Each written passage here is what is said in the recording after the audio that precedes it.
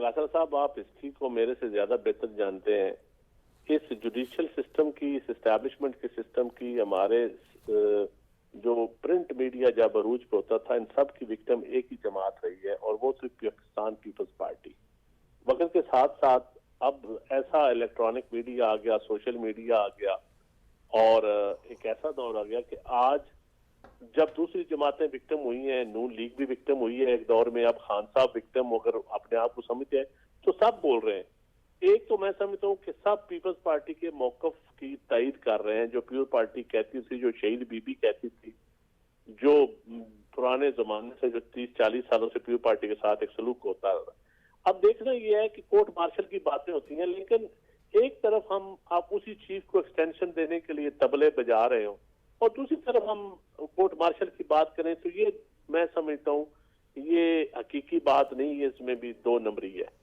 तो रह गई बात जनरल फैज की और यहाँ पर आदल वगैरह हो, इन लोगों ने देखें, आसफ गफूर साहब हो, इन सब लोगों ने मौजें की हैं, इक़्तिदार खूब एंजॉय किया है। हमें झूठ बोलने वाली बात है, सियासतदानों के मुंह पे तो जाग ही मली जाती है, पल्ले क्या है सियासतदानों के मेरे समेत, तो कुछ नहीं है।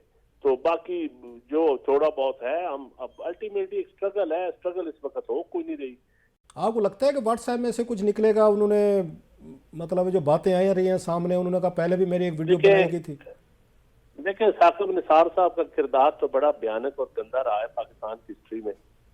जो जो वो वारिस थे इफ्तिखार चौधरी साहब के, बज़ाहिर मुखालिफ थे, लेकिन इंटेलेक्चुअली वो उनके वारिस साबित हुए। उन अपने खानदान के बिजनेस को तकवीत दी, फिर पॉलिटिकल इंजीनियरिंग का मेन मोरा थे। ये हिस्ट्री बता रही है।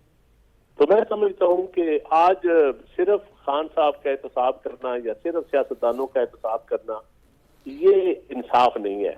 अगर इस सिस्टम में इतनी ताकत है तो तमाम सहूलतकारों का भी एहतसाब होना चाहिए।